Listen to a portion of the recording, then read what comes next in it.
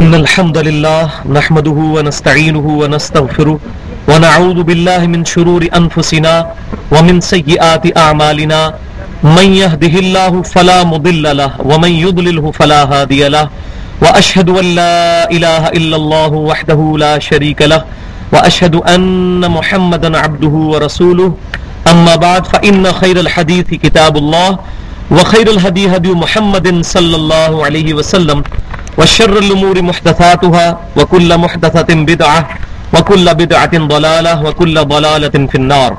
أعوذ بالله السميع العليم من الشيطان الرجيم من همزه ونفخه ونفثه. بسم الله الرحمن الرحيم. رب اشرح لي صدري ويسر لي أمري واحلل عقدة من لساني يفقهوا قولي. بسم الله الرحمن الرحيم. إن الله وملائكته يصلون على النبي يا أيها الذين آمنوا صلوا عليه وسلموا تسليما. اللهم صل على محمد وعلى آل محمد كما صليت على إبراهيم وعلى آل إبراهيم إنك حميد مجيد. اللهم بارك على محمد وعلى آل محمد كما باركت على إبراهيم وعلى آل إبراهيم إنك حميد مجيد. پچھلی دفعہ سورہ آل عمران کی آیت مبارکہ 31 قل ان کنتم تحبون اللہ فاتبعونی یحببکم اللہ ویغفر لکم ذنوبکم واللہ غفور الرحیم. اس پر میں نے تقریباً آدھا گھنٹہ گفتگو کی تھی کہ اتباع رسول صلی اللہ علیہ وسلم کے تقاضے کیا ہیں، اور آج کے دور میں جو اختلافات کی بنیادی وجہ ہے وہ یہی ہے کہ نبی صلی اللہ علیہ وسلم کی مبارک ذات کو امت کے درمیان کنٹروورشل بنا دیا گیا ہے کہ لوگ امام کائنات سید الاولین والآخرین شفیع المذنبین رحمت للعالمین سیدنا و مولانا امام اعظم محمد رسول اللہ صلی اللہ علیہ وسلم کی مبارک ذات کو چھوڑ کر اپنے اپنے فرقے اور اپنے اپنے مکاتب فکر کے بزرگوں کے پیچھے لگے ہوئے ہیں. اور یہ امت اگر جڑ سکتی ہے تو امام کائنات صلی اللہ علیہ وسلم کی مبارک ذات پہ جڑ سکتی ہے. اور اسی چیز پہ یہاں پر غور طلب بات ہے کہ اللہ تعالیٰ نے اسی چیز پر ایمفسائز کیا ہے. قل ان کنتم تحبون اللہ، اے محبوب صلی اللہ علیہ وسلم آپ اعلان فرما دیجئے کہ اے لوگو اگر تم اللہ سے محبت کرتے ہو فاتبعونی تو پس پھر میری اتباع کرو. یعنی پروفٹ صلی اللہ علیہ وسلم کی اتباع، آپ صلی اللہ علیہ وسلم کی محبت کے ساتھ اطاعت کرنا، یہ ٹچ سٹون ہے، کسوٹی ہے اس چیز کو پرکھنے کی کہ کس کو اللہ کے ساتھ محبت ہے. فاتبعونی پس مجھ سے محبت کرو، یحببکم اللہ تو پھر اللہ بھی تم سے محبت کرے گا. اور یہ کمال کی بات ہے. کمال کی بات یہ نہیں کہ ہم اللہ سے محبت کریں، ہر شخص یہ دعویٰ کر سکتا ہے، لیکن کمال کی بات اصل میں یہ ہے کہ اللہ تعالیٰ یہ کہے کہ مجھے اپنے بندے سے محبت ہے. اور وہ کس سے محبت ہوگی؟ جو امام کائنات صلی اللہ علیہ وسلم کی سچی اتباع کرنے والا ہوگا. وَيَغْفِرْ لَكُمْ ذُنُوبَكُمْ، نہ صرف محبت کرے گا بلکہ معاف فرما دے گا تمہارے گناہوں کو. واللہ غفور الرحیم، اور اللہ تعالی بخشنے والا مہربان ہے، رحم فرمانے والا ہے. یہاں تک میں نے پچھلی دفعہ اسی آیت کے اوپر تقریباً آدھا گھنٹہ گفتگو کی تھی، اور یہ کوئی آیت آتی ہے جس پہ میں تفصیلی گفتگو کرتا ہوں، اور اس میں سے بھی کچھ چیزیں آج میں ایڈریس کروں گا اس سے آگے کی. کہ امام کائنات سید الاولین والآخرین شفیع المذنبین رحمت للعالمین سیدنا و مولانا امام اعظم محمد رسول اللہ صلی اللہ علیہ وآلہ وسلم نے ایک دفعہ زمین پر ایک لائن کھینچی، سیدھی لائن، اور پھر اس لائن کے دائیں اور بائیں آپ صلی اللہ علیہ وسلم نے کافی ساری لکیریں کھینچی. ایک لائن کھینچی یوں، اس کی دائیں طرف بھی یوں لکیریں کھینچی اور بائیں طرف بھی، جس کو ہم کہتے ہیں فش بون ڈایاگرام. پھر آپ صلی اللہ علیہ وآلہ وسلم نے جو درمیان میں لائن کھینچی تھی اس لائن پر آپ صلی اللہ علیہ وسلم نے انگلی رکھی. یہ حدیث مسند امام احمد میں صحیح سند کے ساتھ موجود ہے. آپ صلی اللہ علیہ وسلم نے درمیان والی لائن میں انگلی رکھ کے آپ نے یوں پھر اس کو کھینچا، اور پھر آپ صلی اللہ علیہ وسلم نے یہ آیت مبارکہ تلاوت فرمائی. سورہ الانعام کی آیت نمبر 153 وَأَنَّ هَذَا صِرَاطِي مُسْتَقِيمًا، اور بے شک یہ ہے میرا راستہ جو کہ بالکل سیدھا ہے. صراط مستقیم ہے. فاتبعوہ، اسی کی اتباع کرو. ولا تتبعوا السبل، اور ادھر ادھر کی جو راستے ہیں، یہ لائنیں ہیں، ان کی اتباع مت کرنا. فتفرق بکم عن سبیلہ، یہ راستے تمہیں اس صراط مستقیم سے بہکا دیں گے، فرقے میں ڈال دیں گے، فرق میں ڈال دیں گے. ذالک وصاکم بہ لعلکم تتقون، یہی ہے جس چیز کی وصیت اللہ تمہیں کرتا ہے تاکہ تم پرہیزگار بنو. کس چیز کی وصیت؟ کہ یہ درمیان کا جو صراط مستقیم ہے اس کو پکڑنا ہے. پھر آپ صلی اللہ علیہ وسلم نے یہ بھی بات ارشاد فرمائی کہ یہ دائیں بائیں لکیریں ہیں، یہ جو راستے ہیں، ہر راستے پہ شیطان بیٹھا ہوا اپنی طرف تمہیں بلا رہا ہے، لیکن تم نے درمیان کا راستہ اختیار کرنا ہے. اس آیت سے کئی ایک باتیں کلیئر ہوتی ہیں. ایک تو یہ بات کیٹاگوریکل مینشن ہوتی ہے کہ صراط مستقیم صرف ایک راستے کا نام ہے. لہذا یہ جو پبلک میں بات مشہور ہے کہ چاروں حق پہ ہیں، چاروں راستے ہی اللہ تک جاتے ہیں، چاروں ہی باتیں ٹھیک ہیں، جس کے پیچھے لگ جائیں وہ ٹھیک ہے، یہ بات بالکل سفید جھوٹ ہے. اسلام کا راستہ ایک ہے. اہدنا الصراط المستقیم، اے اللہ ہمیں سیدھے راستے پر چلا، سیدھا راستہ دکھا. راستے نہیں، راستہ سنگولر. صراط الذین انعمت علیہم، وہ ایک ہی راستہ جس پر چل کے لوگ انعام یافتہ قرار پائے. انعام یافتہ لوگوں کا راستہ نہیں، جس راستے پر انعام یافتہ لوگ چلے، کیونکہ اس طرح تو جتنے لوگ ہوں گے اتنے ہی راستے ہوں گے. صراط الذین انعمت علیہم، ایک راستہ جس پہ انعمت علیہم، جن پر تیرا انعام ہوا وہ چلے. اور بھائیوں، وہ ایک راستہ امام کائنات سید الاولین والآخرین شفیع المذنبین رحمت للعالمین سیدنا و مولانا امام اعظم محمد رسول اللہ صلی اللہ علیہ وسلم کا مبارک راستہ ہے. آپ کے مقابلے پر اگر کوئی شخص پہلی صدی میں، دوسری صدی میں، تیسری صدی سے لے کے 14ویں صدی تک کسی بھی پرسنالٹی کو کھڑا کرتا ہے اور اس کی بنیاد پر یہ دعویٰ کرتا ہے کہ ہم اس کے فالوور ہیں، اور آپ صلی اللہ علیہ وسلم کو پس پش ڈال دیتا ہے، اس شخص کا نبی صلی اللہ علیہ وسلم کے ساتھ کوئی تعلق نہیں ہے. اور یہ بات پھر اگلی آیات میں سورۃ الانعام کی 159 نمبر آیت میں آئی ہے. ان الذین فرقوا دینہم، بے شک وہ لوگ جنہوں نے اپنے دین میں فرقے بنائے، وکانوا شیعا، اور اپنے آپ کو گروہوں میں بانٹ لیا. لست منہم فی شیء، اے محبوب صلی اللہ علیہ وسلم آپ کا ان سے کوئی تعلق ہی نہیں ہے. انما امرهم الی اللہ، ان کا معاملہ اللہ کے سپرد. ثم ینبئہم بما کانوا یفعلون، پھر اللہ تعالیٰ ان کو بتائے گا جو دنیا میں وہ کرتوت کیا کرتے تھے. یعنی اس آیت میں کیٹاگوریکل یہ چیز مینشن ہے کہ اسلام میں فرقے بنانے کی قطعاً اجازت نہیں ہے، اور جو شخص بھی نبی صلی اللہ علیہ وسلم کے مقابلے پر کسی اور شخصیت کے نام کے اوپر فرقہ جاری کرتا ہے وہ آپ صلی اللہ علیہ وسلم کا امتی نہیں ہے.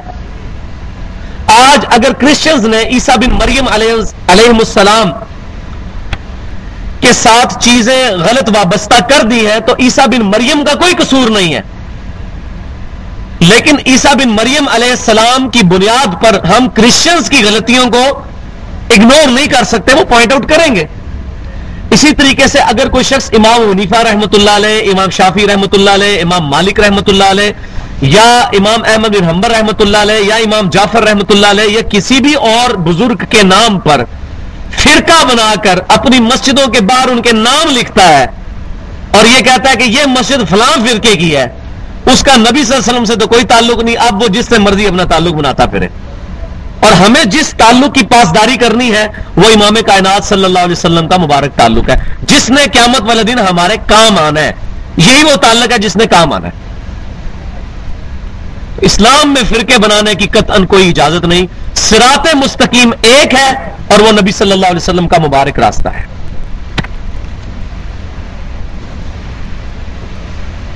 اب دوسری چیز یہ، تیسری چیز اس کے اندر وہ یہ کہ صراط مستقیم ہے کیا.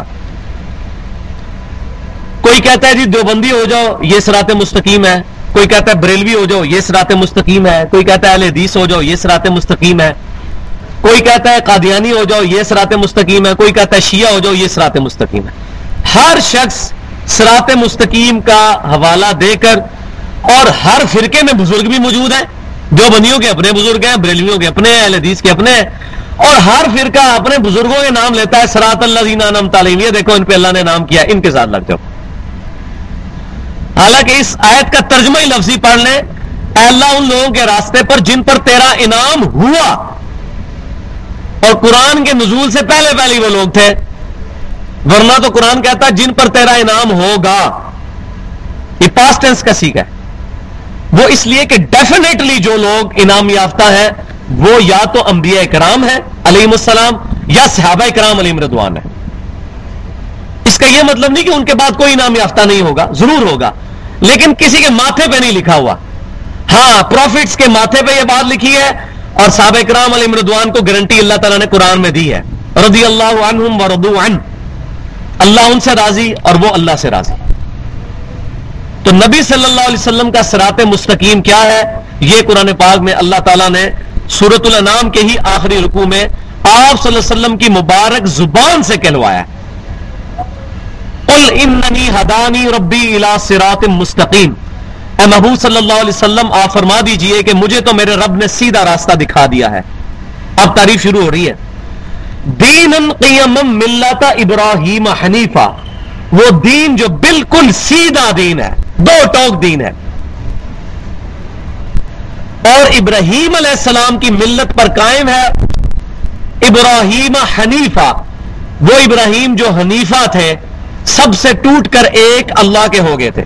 یہ امام حنیفہ والا حنیفہ نہیں ہے، وہ حنیفہ ہے آتا ہے، اس میں الف آتا ہے، یہ حنیفہ عربی والا ہے، سب سے ٹوٹ کر ایک رب کا ہو جانے والا۔ وما کان من المشرکین، اور ابراہیم علیہ السلام مشرک نہیں تھے۔ قل ان صلاتی ونسکی ومحیای ومماتی للہ رب العالمین، اے محبوب صلی اللہ علیہ وسلم آپ فرما دیجئے بے شک میری نماز، میری قربانی، میرا جینا، میرا مرنا سب اللہ کے لیے ہے جو سارے جہانوں کا پالنے والا ہے۔ لا شریک لہ، میں اس کے ساتھ کسی کو شریک نہیں ٹھہراتا، وبذالک امرت، اور مجھے اسی بات کا حکم ہوا ہے، وانا اول المسلمین، کہ سب سے پہلے میں اپنے آپ کو مسلمان، مسلم، فرما بردار ڈکلیئر کروں۔ تو نبی صلی اللہ علیہ وسلم کے صراط مستقیم پہ کون ہے جو اپنے آپ کو فخریہ طور پر مسلم اور مسلمان کہتا ہے؟ نبی صلی اللہ علیہ وسلم مسلمان تھے، صحابہ کرام علیہ رضوان مسلمان تھے۔ آج بھی جو شخص آپ صلی اللہ علیہ وسلم کے ساتھ اپنا رشتہ جوڑتا ہے وہ مسلمان ہوگا۔ خالی مسجد میں یہ لکھ لینے سے مان علیہ وصحابی کوئی اہل سنت نہیں ہو جائے گا، جب تک کہ وہ نبی صلی اللہ علیہ وسلم اور صحابہ کرام علیہ رضوان کی طرح فرقہ واریت سے ہٹ کر کتاب و سنت کہ منہج کو اختیار نہیں کرتا، اجماع کو حجت مانتے ہوئے، اس وقت تک وہ اہل سنت کی فکر پہ نہیں ہوگا۔ اہل سنت کسی فرقے کا نام نہیں ہے، فکر کا نام ہے۔ اگر کوئی شخص یہ کہتا ہے میں اہل سنت فرقے میں ہوں تو وہ بھی پھر فرقہ واریت میں پڑ گیا۔ اہل سنت ایک فکر کا نام ہے، جسٹ یہ کوئی اجازت نہیں کہ بچتوں کے بعد یہ لکھنا شروع کر دیا جائے اور لوگوں کو کہا جائے کہ آپ یہ ہو جاؤ وہ ہو جاؤ۔ اور اب تو یہ لفظ اتنا ایمبیگوس ہے، دیوبندی بھی اپنے آپ کو اہل سنت جماعت کہتے ہیں، بریلوی بھی اہل سنت جماعت کہتے ہیں، اور قادیانی بھی اپنے آپ کو اہل سنت جماعت کہتے ہیں۔ آپ ان سے بات کر لیں وہ کہتے ہیں ہم اہل سنت والجماعت ہیں۔ اصل میں ہمارا تو صرف نشان ہے، جس طرح بریلویوں نے بریلوی رکھا ہوا ہے، دیوبندیوں نے دیوبندی رکھا ہوا ہے، اہل حدیث نے اہل حدیث رکھا ہوا ہے، وہ بھی تو اپنے آپ کو اہل سنت کہتے ہیں، ہم بھی اہل سنت ہیں۔ کتنی بڑی ظلم کی انتہا ہے۔ تو اس کو میں مثال سے سمجھاتا ہوں کہ اگر کوئی شخص شراب کی بوتل کے بعد روح افزا لکھ لے تو وہ روح افزا نہیں بن جائے گی۔ اہل سنت کی فکر پر مسلمان مسلم وہ ہوگا جو کتاب و سنت کو واقعی حجت مانتا ہوگا، جس کے اعمال کتاب و سنت کے مطابق ہوں گے، ادروائز وہ لاکھ چیختا رہے۔ آج 2.25 ارب عیسائی اپنے آپ کو کہتے ہیں انا نصارا، ہم جیسس کرائسٹ کے ماننے والے ہیں، ہم کہتے ہیں نہیں ہم کرائسٹ کے ماننے والے ہیں۔ آپ تو ان کی تعلیمات سے ہی ڈیویٹ کر چکے ہوئے ہو، وہ تعداد میں بھی ہم سے زیادہ ہیں، لیکن ہم ان کو یہ بات بالکل کلیئر کٹ مینشن کرتے ہیں کہ آپ گمراہی کے راستے پر ہیں، دلائل کے ساتھ، ورنہ تعداد پہ جائیں تو عیسائی حق پہ، تو دلیل کے اوپر بات ہوگی۔ آج بھی یہ نہیں دیکھا جائے گا اب پاکستان میں بریلوی زیادہ ہے تو بریلوی یہ کہنا شروع کر دیں کہ ہم حق پہ ہیں، ایران میں شیعہ زیادہ ہے تو وہ کہنا شروع کر دیں ہم حق پہ ہیں، بنگلہ دیش میں دیوبندی زیادہ ہے وہ کہنا شروع کر دیں ہم حق پہ ہیں، سعودی عرب میں اہل حدیث زیادہ ہے وہ کہنا شروع کر دیں ہم حق پہ ہیں۔ یہ کوئی بنیاد نہیں ہے، بنیاد ہوگی دلائل کے ساتھ کتاب و سنت کے منہج کے اوپر۔ اور چوتھی اور آخری چیز اس میں جو میں نے عرض کرنی تھی وہ یہ کہ میں نے یہ کل مجھے ایک بھائی نے دیا ایک ریسرچ پیپر میں نے پڑھا، اس پہ لکھا ہوا تھا کہ آج کے دور کا سب سے بڑا فتنہ یہ ہے کہ لوگوں کو یہ کہا جائے کہ کتاب و سنت پڑھ کے خود دیکھو کہ کیا لکھا ہوا ہے۔ یہ دیکھیں آپ لوگوں کی اتنی مت ماری گئی ہے. وہ کہتے ہیں یہ تو فتنہ ہے, اس کی بجائے یہ ہونا چاہیے کہ جو جان لگا رہا ہے وہی لگا رہے. یعنی اگر میرے ماں باپ قادیانی ہوتے تو مجھے کوئی تکلیف نہیں تھی, میں ختم نبوت سمجھتا, مجھے قادیانی رہنا چاہیے تھا. اگر کوئی شیعہ ہے وہ شیعہ ہی رہے, کوئی بریلوی ہے وہ بریلوی رہے, کوئی اہل حدیث ہے اہل حدیث رہے, کوئی. وہ کہتا ہے یہ شیطانی وسوسہ ہے کتاب و سنت کی آواز اٹھانا کہ آپ کتاب و سنت, یہ شیطان کی چال ہے. استغفر اللہ واتوب الیہ. اب میں بتاتا ہوں یہ چال کس کی ہے, اور اب دیکھیں کہ ان لوگوں کا حکم کہاں تک جا رہا ہے. امام کائنات سید الاولین والآخرین شفیع المذنبین رحمت للعالمین سیدنا و مولانا امام اعظم محمد رسول اللہ صلی اللہ علیہ وسلم نے اپنی وفات سے 3.25 ماہ پہلے حجۃ الوداع کے موقع پر میدان عرفات میں خطبہ ارشاد فرمایا, جو صحیح سند کے ساتھ المستدرک للحاکم علی صحیحین کا چیپٹر ہے کتاب العلم, اور انٹرنیشنل نمبرنگ کے مطابق 318 نمبر حدیث ہے. آپ صلی اللہ علیہ وسلم نے ارشاد فرمایا, حدیث کے راوی ہیں عبداللہ بن عباس رضی اللہ تعالی عنہما, میں اپنے بعد تم میں 2 ایسی چیزیں چھوڑ کر جا رہا ہوں, اگر ان کو مضبوطی سے پکڑ لو گے تو کبھی گمراہ نہیں ہوگے. ایک اللہ کی کتاب اور دوسرے اس کے رسول صلی اللہ علیہ وسلم کی سنت. اب اس ظالم سے پوچھے یہ شیطانی چال جس کو تو نے کہا, یہ تو ہمارے نبی کی تعلیم ہے صلی اللہ علیہ وسلم کہ 2 چیزیں چھوڑ کے جا رہا ہوں, کتاب اور سنت. اور سنت وہ ہوگی جو صحیح حدیث سے ڈرائیو ہوگی, کسی شخص کی ذاتی انٹرپریٹیشن نہیں, بلکہ احادیث کی کتابوں سے پتہ چلے کہ یہ واقعی سنت ہے کہ نہیں. جس طرح ہمارے پاکستان میں اکثریت اس طریقے پہ نماز ہی نہیں پڑھ رہی جو نماز کا طریقہ صحیح بخاری اور صحیح مسلم میں لکھا ہوا ہے, اور کسی کو اس طرح پڑھتے دیکھیں تو کہتے ہیں یہ تو پاگل ہیں, پتہ نہیں کیا کر رہے ہیں, حالانکہ وہ خود پاگل ہوتے ہیں. اب جو بندہ مریض ہوتا ہے نا, اس کو کھانے والی چیز بھی دیکھ کڑوی لگتی ہے, وہ کہتا ہے چیز کڑوی ہے, حالانکہ وہ چیز کڑوی نہیں ہوتی, اس کا اپنا ذائقہ خراب ہوتا ہے. ہم خود بھی 31 سال تک گمراہی میں رہے, پھر اللہ نے ہدایت دی, ہمیں بھی یہ ساری چیزیں کڑوی لگتی تھی کیونکہ خود جو بیمار تھے روحانی طور پہ, اور جب بات سمجھ آئی, اللہ تعالیٰ نے بات سمجھائی, تو پھر پتا چلا کہ نہیں اسی کی مٹھاس ہے, عقیدہ توحید کی ہی مٹھاس ہے, عقیدہ ختم نبوت کی ہی مٹھاس ہے, اور عقیدہ امامت صرف امام کائنات صلی اللہ علیہ وسلم کے لیے رکھنا, اور آپ صلی اللہ علیہ وسلم کے مقابلے پر اپنے آپ کو کسی اور پرسنالٹی کے ساتھ اٹیچ نہ کرنا, اسی کے اندر ہی مٹھاس ہے, اسی کے اندر محبت رسول ہے, اور آپ صلی اللہ علیہ وسلم کی قیامت والے دن شفاعت حاصل کرنے کا ذریعہ بھی یہی ہے. تو کتاب اور سنت, اور کتاب اور سنت کی تعلیمات نے ہی ہمیں ایک تیسری چیز کے بارے میں بھی بتایا جو ریلیٹو ٹرمنالوجی ہے, ایبسولوٹ نہیں ہے, اور وہ ہے اجماع امت. وہ المستدرک للحاکم کی صحیح سند کے ساتھ انٹرنیشنل نمبرنگ میں 399 نمبر حدیث ہے کتاب العلم چیپٹر میں کہ امام کائنات صلی اللہ علیہ وسلم نے ارشاد فرمایا کہ میری امت کبھی بھی گمراہی پر جمع نہیں ہوگی. پوری امت کا اجماع جب ہوگا وہ بھی حجت ہے کتاب و سنت کی طرح, کیونکہ کتاب و سنت نے ہی ہمیں بتایا. لہذا یہ انڈائریکٹ سورس ہے, ڈائریکٹ سورس 2 ہی ہیں.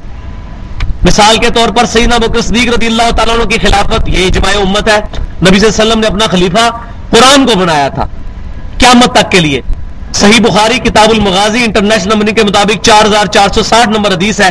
سیدنا طلحہ رحمۃ اللہ علیہ نے عبداللہ بن ابی اوفا رضی اللہ تعالیٰ عنہما سے پوچھا کہ کیا نبی صلی اللہ علیہ وسلم نے اپنا وصی خلیفہ کسی کو بنایا تھا جس کے لیے وصیت کی ہو, تو انہوں نے کیٹاگوریکل ڈینائی کیا کہ نہیں, مگر آپ صلی اللہ علیہ وسلم نے ہمیں اللہ کی کتاب پر عمل کرتے رہنے کی جو ہے ترغیب دلائی تھی. تو یہ خلیفہ ہے نبی صلی اللہ علیہ وسلم کا قیامت تک کے لیے. اور یہ انٹلیکچولی بھی بات ٹھیک ہے, کیونکہ اگر آپ صلی اللہ علیہ وسلم کسی پرسنالٹی کو اپنی جگہ چھوڑتے تو اس نے بھی تو فوت ہونا تھا. 2 سال کے بعد سیدنا ابوبکر صدیق بھی فوت ہو گئے, 13 سال کے بعد سیدنا عمر بھی شہید ہو گئے, 25 سال کے بعد سیدنا عثمان بھی شہید ہو گئے, 30 سال کے بعد سیدنا علی رضی اللہ تعالیٰ عنہ بھی شہید ہو گئے, خلافت راشدہ ختم, اور 110 ہجری میں ابو طفیل عامر بن واصلہ رضی اللہ تعالیٰ عنہ آخری صحابی وہ فوت ہو گئے. آج آخری صحابی کو فوت ہوئے بھی 1322 سال گزر چکے ہیں, لیکن الحمدللہ کتاب ہمارے پاس موجود ہے, یہ وصی ہے. تو آپ صلی اللہ علیہ وسلم نے اپنا وصی نہیں بنایا تھا سیدنا ابوبکر کو, بلکہ صحابہ کرام علیہم رضوان نے ان کو اجماع سے چنا. تراویح کی جماعت پورا مہینہ پڑھنا نبی صلی اللہ علیہ وسلم سے ثابت نہیں, آپ کی خواہش ضرور تھی, اسی خواہش کو رینیو کیا سیدنا عمر نے اور صحابہ کا اجماع ہوا. اسی طریقے سے کئی اور مسائل پہ بھی صحابہ کرام علیہم رضوان کا اجماع ہوا, اور اجماع قیامت تک کے لیے جاری ہے. ابھی 14ویں صدی میں بہت بڑا اجماع ہوا ہے کہ قادیانی فرقہ جو ہے جو غلام احمد قادیانی کو چاہے نبی مانتا ہو چاہے مجدد مانتا ہو اسلام سے خارج ہے. تو اس میں بھی امت محمدیہ صلی اللہ علیہ وسلم کا اجماع ہوا ہے. اجماع قیامت تک جاری ہے. اب اگلی آیت یہ اس سے بھی سخت ہے. قل اطیعوا اللہ والرسول، اے محبوب صلی اللہ علیہ وسلم آپ فرما دیجئے کہ حکم مانو اللہ کا اور اس کے رسول کا. جو وہ شیطان صرف لوگ کہتے ہیں کہ یہ فتنہ ہے آج کل کہنا کہ جی اللہ رسول کی بات مانو، بزرگوں کو لے کے چلنا چاہیے. حالانکہ بزرگ ہمیں کہہ کے گئے ہیں اللہ رسول کے پیچھے چلیں، وہ ہمیں یہ کہہ کے گئے ہوئے ہیں. تو ہم کہتے ہیں بزرگوں کو مانے اور بزرگوں کی بھی مانے. یہ خالی بزرگوں کو مانتے ہیں. بزرگوں کو ماننا تبھی فائدہ مند ہوگا جب بزرگوں کی بھی مانی جائے گی. اے محبوب صلی اللہ علیہ وسلم آپ فرماؤ اطاعت کرو اللہ کی اور اس کے رسول کی. فَإِن تَوَلَّوْا، اور پس اگر یہ منہ پھیر دے. آگے آ جائے بھائی، ادھر آ جائے یار، آگے ہو کے بیٹھے عابد بھائی، آگے آگے.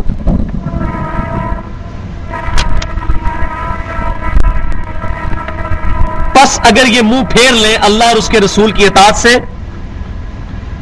اب یہ ذرا الفاظ سن لیں. فَإِنَّ اللَّهَ لَا يُحِبُّ الْكَافِرِينَ، تو بے شک اللہ تعالیٰ ایسے کافروں سے محبت نہیں کرتا. کتنا سخت اور گاڑا قسم کا فتویٰ ہے کہ جو اللہ اور اس کے رسول صلی اللہ علیہ وسلم کی اطاعت سے منہ پھیرے گا اللہ تعالیٰ ایسے کافروں سے محبت نہیں کرتا. لیکن ہمارے یہاں پہ ایک خوارج کا فتنہ اٹھا ہے کہ جو اس آیت کی بنیاد پہ اہل قبلہ اور کلمہ گو مسلمانوں کی تکفیر کرتے ہیں. چھوٹی چھوٹی بات پر وہ مسلمانوں کو کافر کہتے ہیں. تو یہ بات سمجھے، کفر عربی میں انکار کے معنوں میں استعمال ہوتا ہے. ایک ہوتا ہے اعتقادی طور پر انکار کرنا اور ایک ہوتا ہے عملی طور پر انکار کرنا. اعتقادی طور پہ جو انکار کرے گا، خیر ہے مجھے پتہ چل رہا ہے، جو اعتقادی طور پر انکار کرے گا وہ تو کافر ہو جائے گا کہ میں نماز کو فرض نہیں مانتا، نعوذ باللہ. اور ایک ہے عملی انکار کہ کوئی شخص یہ کہ نماز ہے تو فرض ہے مگر میں نہیں پڑھتا، پڑھنی چاہیے لیکن وہ پڑھتا نہیں ہے، تو وہ عملی کافر ہے، اعتقادی کافر نہیں، وہ مسلمان ہی ہے. اس فرق کو سمجھیں، عملی اور اعتقادی کا. بارش شروع ہو گئی ہے، اندر چلے جاتے ہیں، باقی چیز انشاءاللہ تعالیٰ آگے جا کے اس کو لے کے چلتے ہیں.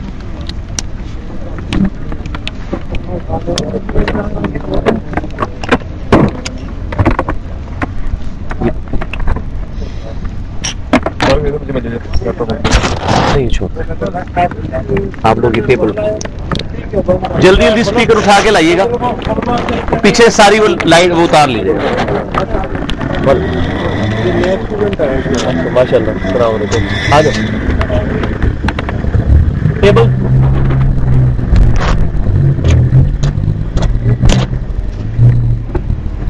اس کو اٹھا لیں، اس کو اٹھائیے گا.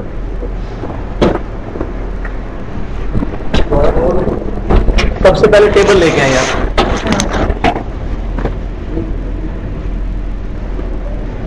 ٹیبل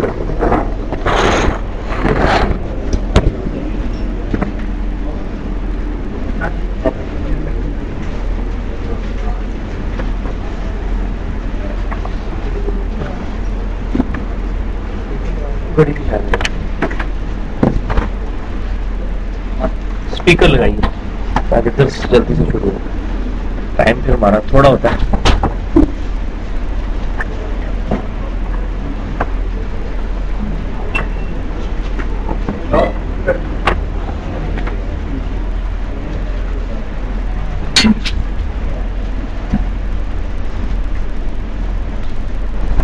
یہ لائٹس بھی آن کر، اس کے ساتھ ڈائریکٹ اٹیچ کر دیں بغیر ایکسٹینشن کے.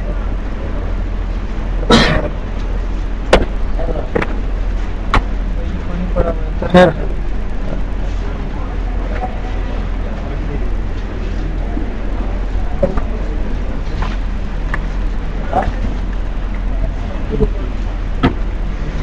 اسپیکر لگائے نا یار، تو اس کو ضروری نہیں ہے نا، ڈائریکٹ لگاؤ.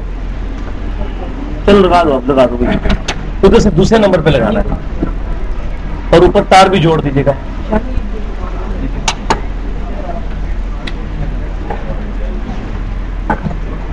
ہاں اس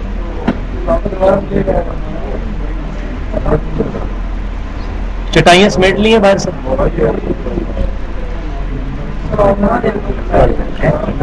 دوسرے نمبر پہ ٹھیک ہے اس میں لگا نہیں چھوڑ. ہاں جی آواز آ رہی ہے؟ لگائے نا جلدی کرسی رکھو.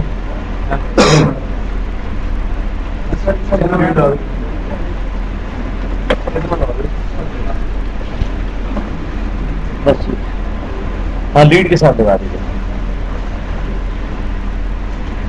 نہیں اس کو لیپ ٹاپ کو رہنے دیں اور ریکارڈنگ کافی ہے. چلو لگا دیں.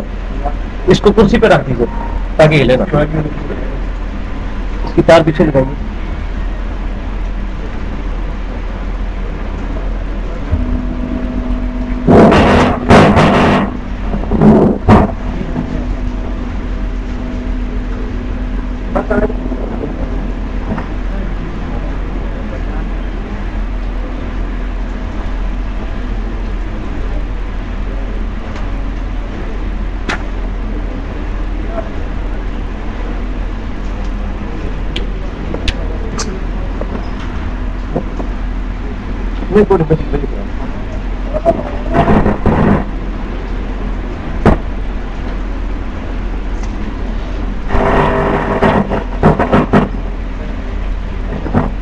ہاں جناب آواز آ رہی پیچھے؟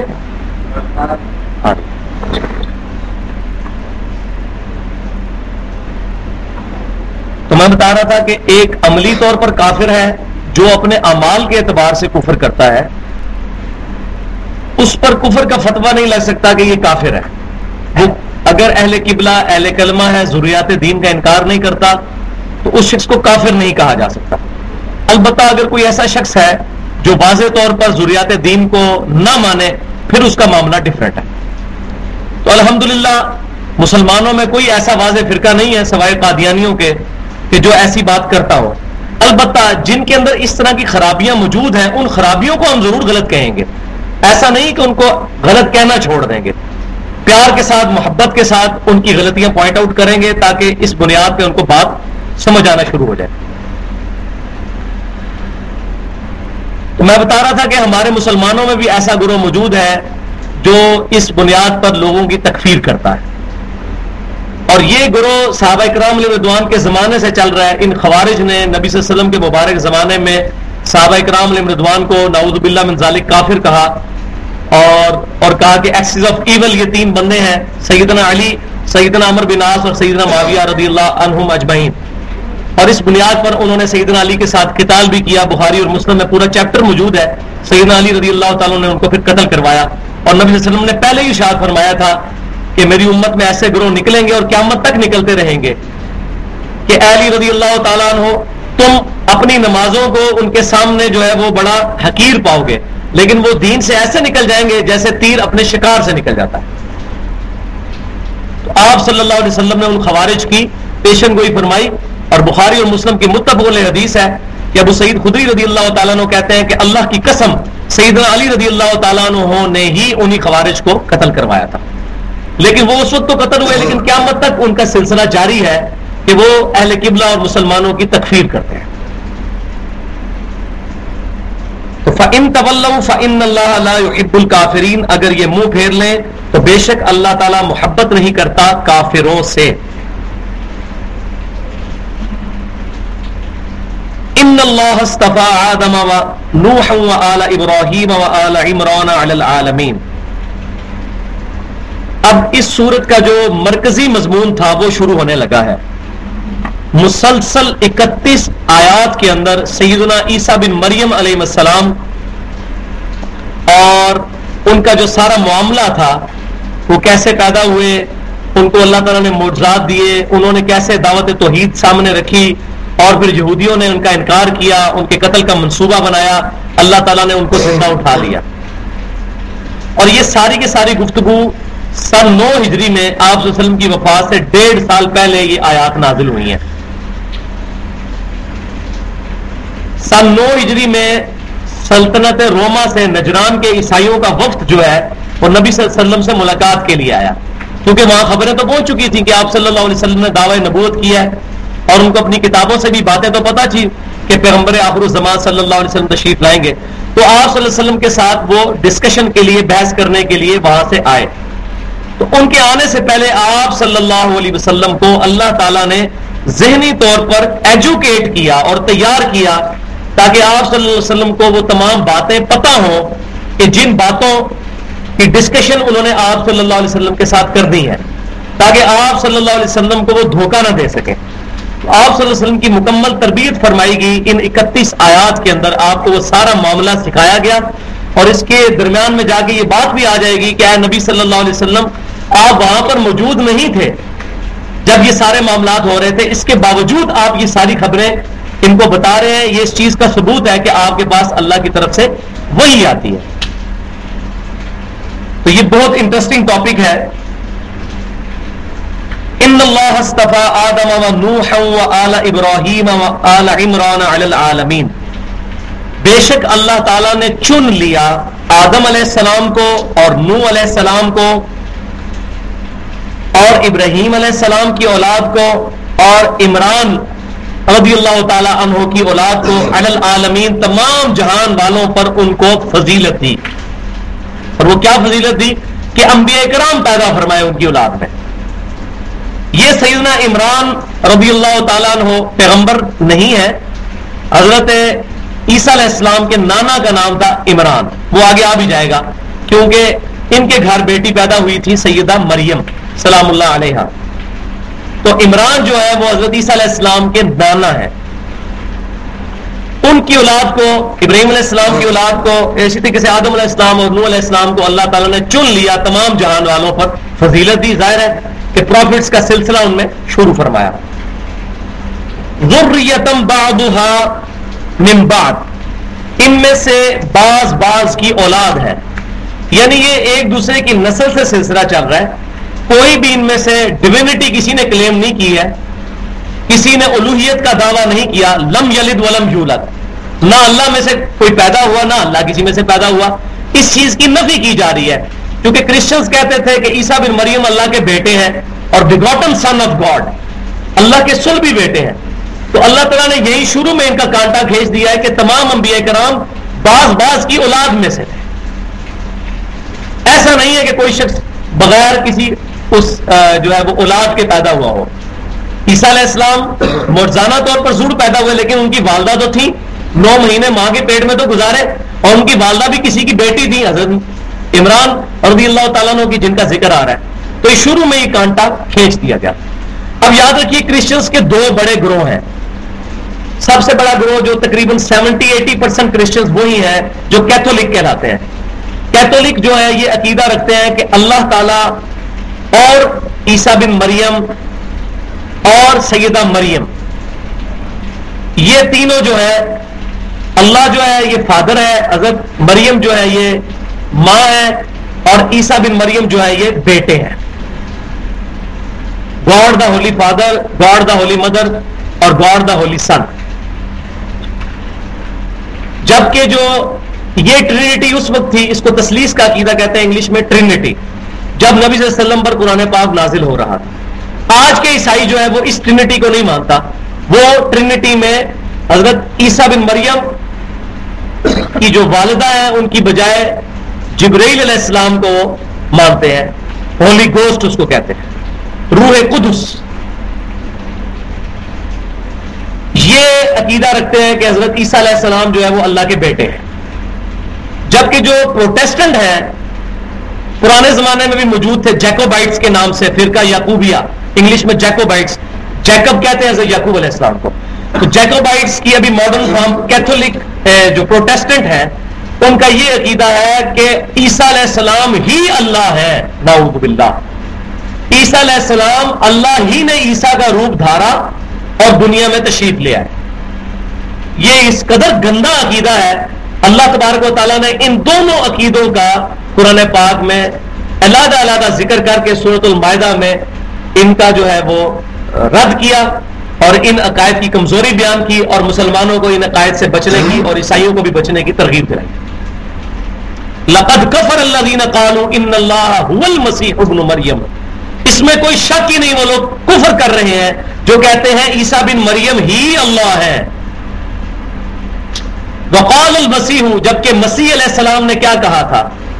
مسیح نے، کرائسٹ نے تو خود کہا تھا، یا بنی اسرائیل، اے اسرائیل علیہ السلام کی اولاد، اے حضرت یعقوب کی اولاد، اعبدوا اللہ ربی و ربکم، اس رب کی عبادت کرو جو تمہارا بھی رب ہے اور میرا بھی رب ہے۔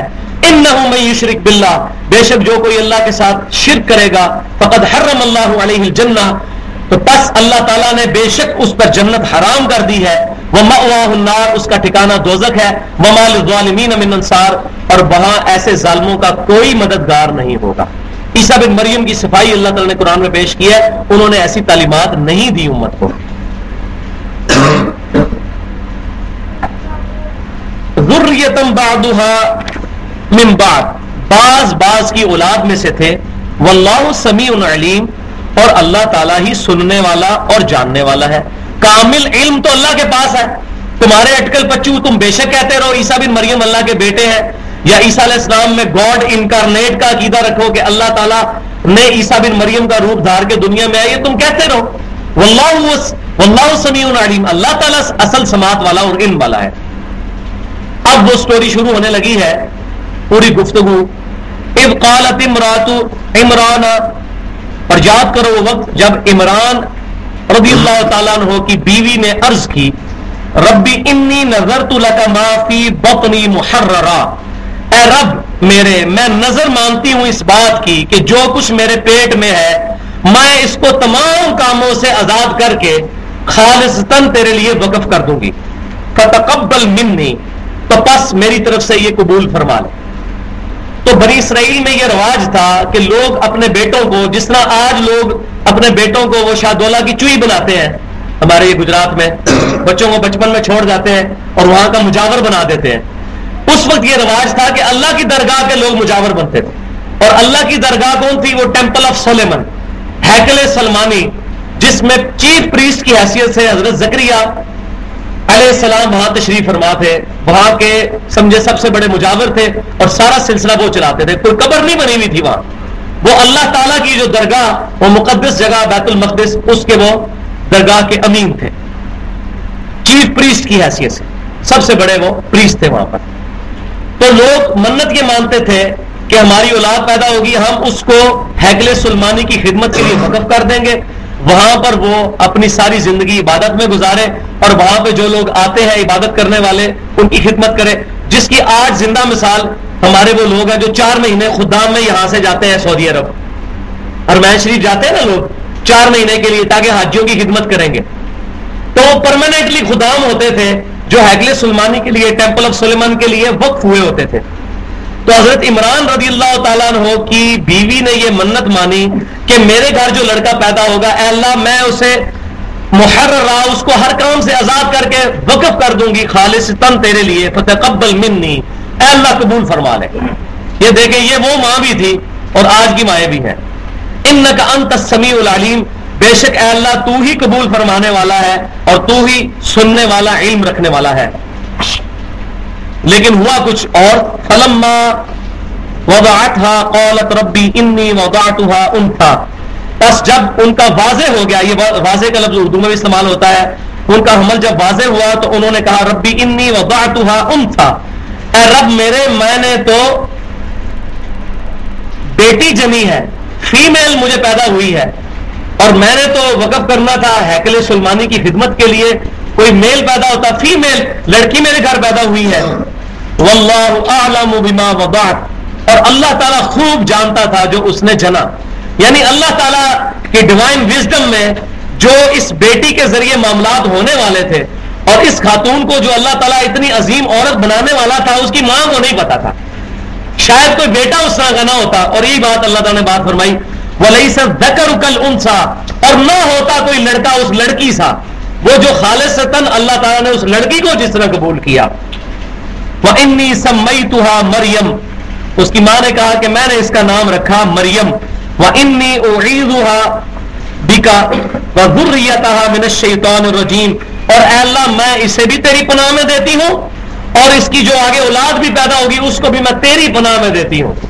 کیسی دعا کی نانی نے، عیسیٰ علیہ السلام کی نانی نے، کہ میں اپنی بیٹی کو بھی اللہ تیری پناہ میں اور اس سے جو اولاد پیدا ہوگی پہلے ہی پیدائش سے پہلے ہی اس کو تیری پناہ میں دیتی ہوں. سبحان اللہ. اس شیطان کے مقابلے میں جو کہ راندہ درگاہ ہے، فتقبلها ربها بقبول حسن. سبحان اللہ. بس اس کے رب نے قبول کر لیا اس کی یہ دعا، بڑے احسن طریقے سے قبول کی. اور کہاں تک پہنچائی وہ آگے آ رہا ہے. وَأَنبَتَهَا نَبَاتٌ حَسَنًا، اور ہم نے پروان چڑھایا اس لڑکی کو بڑی خوبصورتی سے، بڑی بہترین انداز میں اس کی تربیت کروائی. وہ کس طرح؟ وَكَفَّلَهَا زَكَرِيَّا، جو چیف پریسٹ تھے ٹیمپل آف سلیمان، ہیکل سلیمانی کے سب سے بڑے مجاور تھے، جو سیدنا زکریا علیہ السلام جو حضرت مریم کے خالو بھی لگتے تھے، ان کی جو ہے وہ کفالت میں وہ رہی. انہوں نے ان کی ایک پروفٹ نے تربیت کی. اندازہ کریں کسی بندے کی تربیت جب وقت کا نبی کر رہا ہو تو اس کو اس سے بہترین استاد کیا مل سکتا ہے. تو اس سے یہ بات بھی پتہ چلی کہ جو انبیاء کرام کے تربیت یافتہ لوگ ہوتے ہیں وہ سب سے افضل لوگ ہوتے ہیں. اسی لیے صحابہ کرام علیہم رضوان کا مرتبہ امت میں سب سے زیادہ ہے. کلما دخل علیہا زکریا المحراب، جب کبھی بھی زکریا علیہ السلام محراب میں داخل ہوتے، اس حجرے میں داخل ہوتے جہاں حضرت زکریا علیہ السلام کی شاگرد سیدہ مریم عبادت کر رہی ہوتی تھی، جب وہاں داخل ہوتے وجد عندها رزقا، تو وہاں پر رزق پاتے. اب یہ رزق جو مختلف پھلوں کی شکل میں، اس کی ڈیٹیل انجیل کے تورات کے اندر ہمیں ملتی ہے، انجیل کے اندر سوری، کہ وہ حضرت زکریا علیہ السلام وہاں پر پاتے تھے ایسا پھل، بے موسمی پھل. مثال کے طور پر ابھی سخت گرمیوں میں اگر یہاں پہ کنو پڑے ہو اتنے بڑے بڑے سائز کے تو آپ پریشان ہو جائیں گے کہاں سے آگے کنو. تو جب بھی وہ زکریا علیہ السلام ان کے حجرے میں داخل ہوتے ہیں تو اتنے خوبصورت fruit, out of season fruit وہاں پاتے تو حیران ہوتے کہ یہ کہاں سے فروٹ آئے ہیں. وجد عندها رزقا، ان کے پاس رزق پاتے. قال یا مریم انا لکی ھذا، ان کے استاد نے پوچھا اے مریم یہ تیرے پاس کہاں سے آتا ہے اتنا کچھ. آج کوئی بندہ پوچھے نا کہ یہ آپ کے پاس یہ سب کچھ کہاں سے ہے تو کہتے ہیں حضرت صاحب تہاڈی مہربانی ہے، تہاڈی نظر کرم ہے. کہتے ہیں نا. آج کسی، میں تو اس سلسلے میں رہا ہوں نا تصوف میں، مجھے پتا ہے، وہ کہتے ہیں آپ کو جو کچھ مل رہا ہے آپ یہ تصور کریں آپ کے پیر کے ذریعے آپ کو مل رہا ہے، اور کوئی اور بھی پیر آپ کو فیض دے گا سو کارڈ، تو آپ یہی تصور رکھیں کہ آپ کا پیر آپ کو دے رہا ہے. اب قرآن دیکھیں اس عقیدے کی کتنی نفی. دنیا میں سب سے بڑا پیر کوئی ہو سکتا ہے نبی کے سے بڑھ کر، اس سے بڑا کوئی بزرگ ہو سکتا ہے. حضرت مریم کو کہنا چاہیے تھا حضور تہاڈے قدموں میں صدقہ ہے، لیکن انہوں نے یہ نہیں کہا. یہ دیکھ لیں، قالت ہوا من عند اللہ، انہوں نے کہا یہ اللہ کا کرم ہے. یہ بھی نہیں کہا کہ تہاڈے صدقے میرے سے کرم ہوا ہے. یہ عقیدہ کلیئر ہو رہا ہے، یہ ان کی تربیت تھی، حضرت زکریا علیہ السلام کی تربیت تھی کہ انہوں نے ایسی توحید ان کے اندر راسخ فرمائی تھی. انہوں نے کہا حضور تہاڈے قدموں کا صدقہ، جدوں نے تہاڈے نال لگی ہیں وارے نوارے ہو گئے نا. نہیں، کہا اللہ کی طرف سے آتے ہیں. ان اللہ یرزق من یشاء بغیر حساب، بے شک اللہ تعالیٰ اپنے بندوں کو بغیر حساب و کتاب کے دینے والا ہے، جس کو چاہے عطا فرما دے. اب جب انہوں نے یہ بات کی تو حضرت زکریا علیہ السلام کو یہ بات کلک کر گئی، کیونکہ ان کی عمر تقریباً 100 سال کے قریب ہو چکی تھی اور ان کے گھر اولاد نہیں تھی، بوڑھے ہو چکے تھے. ان کی بیوی بھی 90+ تھی اور ان کو ہیکل سلیمانی کا نیا وارث کوئی نہیں مل رہا تھا کہ جو ٹیمپل آف سلیمان کو ان کی وفات کے بعد وہاں پر سنبھالے. تو اللہ تعالیٰ کے حضور انہوں نے دعا کی. جب یہ چیز انہوں نے آبزرو کی کہ اگر اللہ تعالیٰ اس بات پر قادر ہے، یقیناً ان کو یہ بات پہلے بھی پتا تھی، ہمیں بھی پتا ہوتی کہ یہ بات، لیکن بعض اوقات کوئی واقعہ ایسا ہوتا ہے کہ انسان کو کوئی بات کلک کر جاتی ہے. تو ان کو یہ بات کلک کی کہ جو اللہ بغیر موسم کے پھل سیدہ مریم کو یہاں حجرے میں دے سکتا ہے، وہ اللہ اس چیز پر بھی قادر ہے کہ مجھے اولاد دے دے اس بڑھاپے میں. ہنالک دعا زکریا ربہ، بالکل وہی اسی مقام پر اسی وقت، اس کی صحیح ٹرانسلیشن انگلش میں ہوتی ہے ہنالک دیر اینڈ دین، اسی مقام پر اسی وقت دعا زکریا، زکریا علیہ السلام نے دعا کے لیے ہاتھ اٹھائے، ربہ اپنے رب کے حضور دعا کی انہوں نے. قال رب هب لي من لدنك ذرية طیبہ، اے رب مجھے عطا فرما اولاد اپنے پاس سے خالصتاً پاکیزہ اولاد، انک سمیع الدعاء، بے شک تو ہی دعاؤں کو قبول کرنے والا ہے۔ فنادته الملائکۃ وهو قائم یصلی فی المحراب، پس ایک فرشتے نے ان کو آواز دی اور وہ قیام کی حالت میں تھے، یصلی فی المحراب، محراب میں نماز ادا کر رہے تھے زکریا علیہ السلام۔ اللہ تعالیٰ نے فرشتہ بھیج دیا بشارت کے لیے، ان اللہ یبشرک بیحییٰ، بے شک اللہ تعالیٰ آپ کو بشارت دیتا ہے یحییٰ کی، اور یہ ڈیٹیل آئے گی سورہ مریم میں جا کے، مصدقا بکلمۃ من اللہ، جو تصدیق کرنے والا ہوگا اللہ تعالیٰ کے کلمہ خاص کی، اور وہ کلمہ خاص کون؟ عیسیٰ بن مریم، عیسیٰ بن مریم علیہ السلام کی وہ تصدیق کرنے والا ہوگا، من اللہ وسیدن، اور وہ آقا سردار ہوگا، یعنی اس کے اندر لیڈرشپ کوالٹی موجود ہوگی، وہ آپ کی وفات کے بعد ہیکل سلیمانی کا وہاں پر چیف پریسٹ بھی بنے گا، وحصوراً، اور وہ عورتوں سے بچنے والا ہوگا۔ انبیاء تو ساری عورتوں سے بچنے والے ہوتے ہیں، لیکن خصوصاً حضرت زکریا علیہ السلام کے جو بیٹے تھے حضرت یحییٰ علیہ السلام، ان کو بالکل ہی عورتوں کے ساتھ کوئی شغف نہیں تھا، اور بچپن میں بھی آتا ہے سورہ مریم میں ان کو بچپن میں ہی دانائی عطا کی گئی تھی، اور بہت زیادہ اللہ سے خوف رکھنے والے تھے۔ 8-10 سال کی عمر میں ہی اس سے ایسے واقعات ملتے ہیں کہ انسان حیران ہو جاتا ہے کہ اتنے چھوٹے عمر کے بچے کو کس قدر سینس ہو۔ وہ اللہ تعالیٰ نے ان کو چن لیا تھا۔ وَنَبِيٌّ مِّنَ الصَّالِحِينَ، اور نبی بھی ہوگا اور ہمارے نیک ترین بندوں میں سے ہوگا وہ۔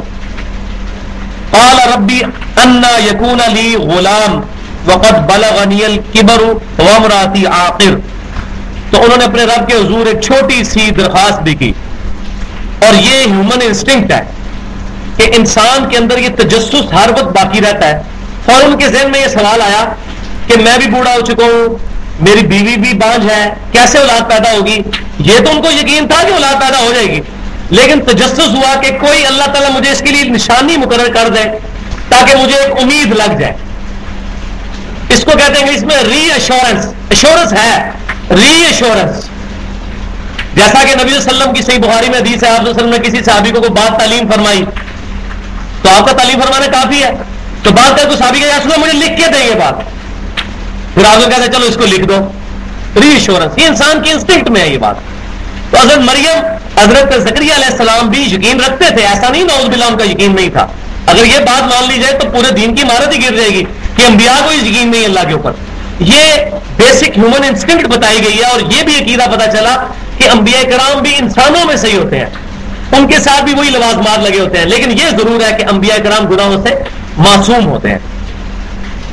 انہوں نے کہا قال ربی انا یکون لی غلام، اے رب میرے لیے کیسے لڑکا پیدا ہوگا، وقد بلغنی الکبر، جبکہ میں پہنچ چکا ہوں اپنے بڑھاپے کو، وامراتی عاقر، اور میری عورت جو ہے، میری بیوی جو ہے وہ بانجھ ہے۔ اب یہاں ایک پوائنٹ کی بات مجھے یاد آئی، پورے قرآن میں صرف ایک عورت کا نام ہے، وہ حضرت مریم ہے، اور اس کی بھی صرف ٹیکنیکل ریزن ہے ایک کہ حضرت مریم جو تھی وہ ایک پیغمبر کی ماں تھی، اور وہ پیغمبر معجزانہ طور پر پیدا ہوئے تھے، ان کا والد کوئی نہیں تھا، ان کو ان کی ماں کی طرف منسوب کر کے اللہ تعالیٰ نے وہ ایلیگیشن دور کیا سیدہ مریم سے، عیسیٰ بن مریم۔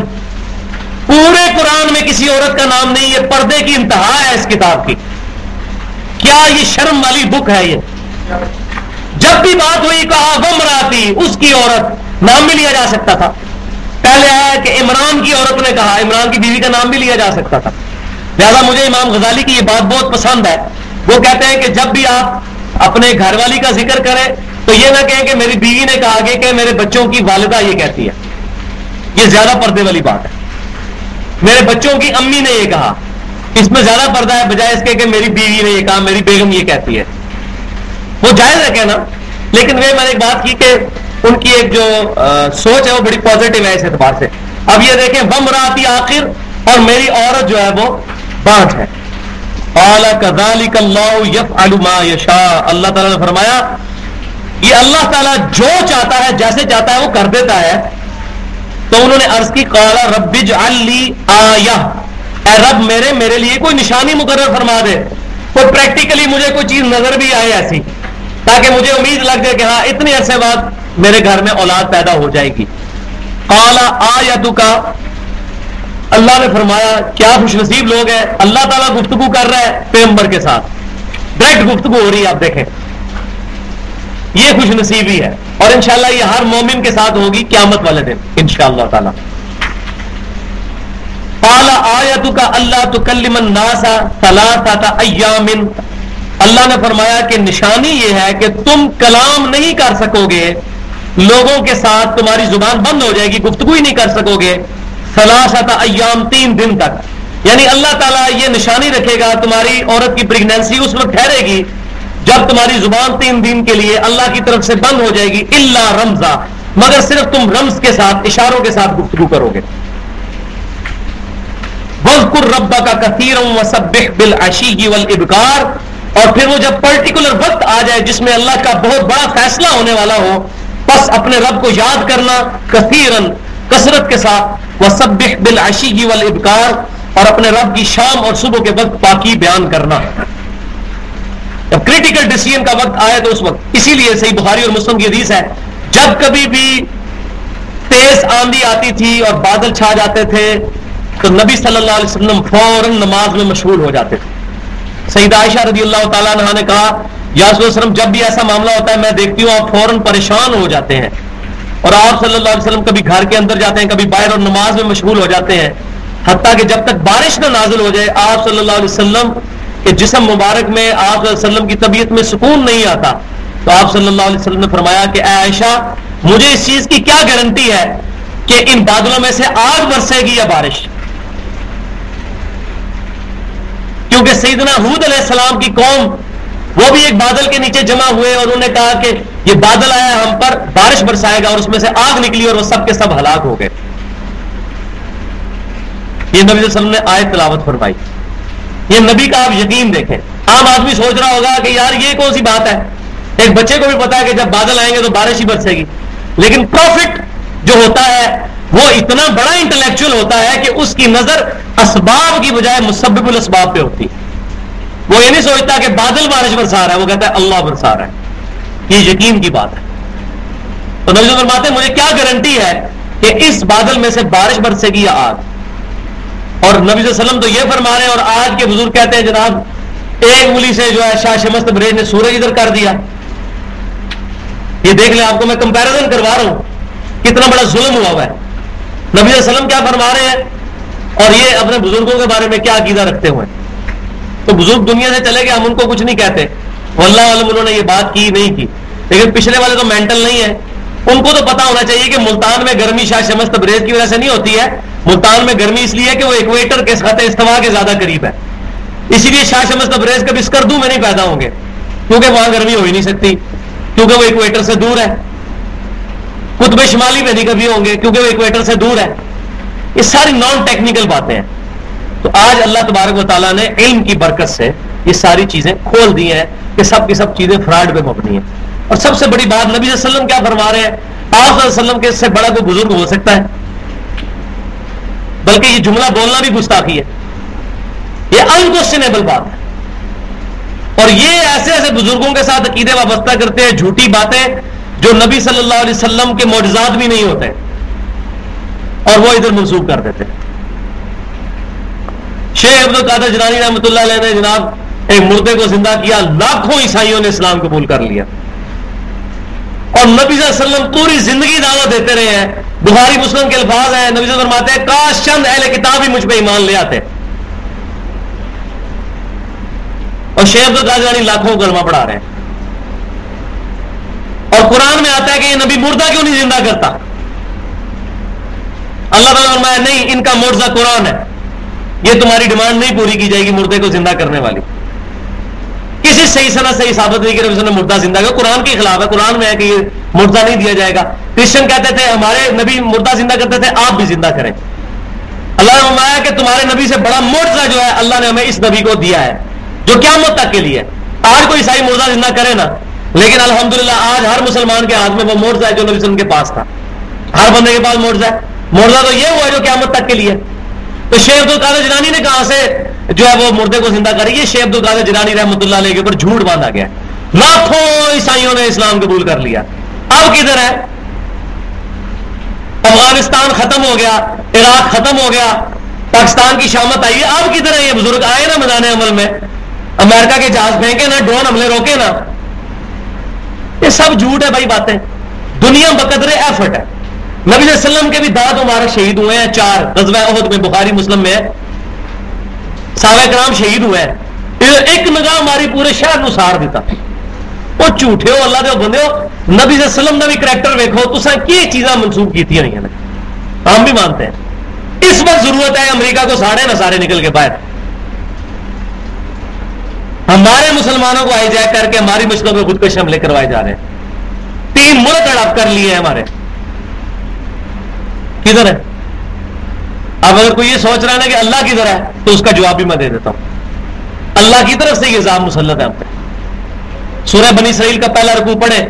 جب امتیں اپنے پروفٹس کے ٹریکس کو چھوڑتی ہیں، اللہ تعالیٰ نے فرمایا ہم نے بنی اسرائیل پر اپنے سخت لڑائی لڑنے والے بندے مسلط کر دیے جنہوں نے بیت المقدس کی اینٹ سے اینٹ بجا دی اور تمہارے چہرے بگاڑ دیے. اللہ مسلمانوں کو کہہ رہا ہے تمہارے چہرے بگاڑ دیے. اس وقت کی امت مسلمان. اور بیت المقدس کو اللہ نے کہا ہم نے توڑوایا، ایسی کی تیسی تمہاری. ہم نے کافر اپنے بندے تم پر، کافروں کو اللہ نے کہا ہم نے یہ بندے تم پہ مسلط کیے. یہ امریکہ ہم پر مسلط ہے. آج ہمیں فلسطین میں ظلم نظر آتے ہیں. فلسطین کی عورتوں کا بھی ڈریس دیکھے ہم نے، اسکرٹس پہنتی ہیں بالکل امریکن کی طرح. ہمارے کریکٹر ہی وہ نہیں ہے صحابہ کرام علیہ رضوان والے. ہم کیسے ایکسپیکٹ کریں؟ اس لیے ہم یہ کہہ رہے ہیں کہ سب سے بنیادی چیز ہے دعوت الی القرآن. لوگوں کو قرآن کی طرف لگایا جائے، سنت کی طرف، نبی صلی اللہ علیہ وسلم کے ساتھ امت کا رشتہ جوڑا جائے.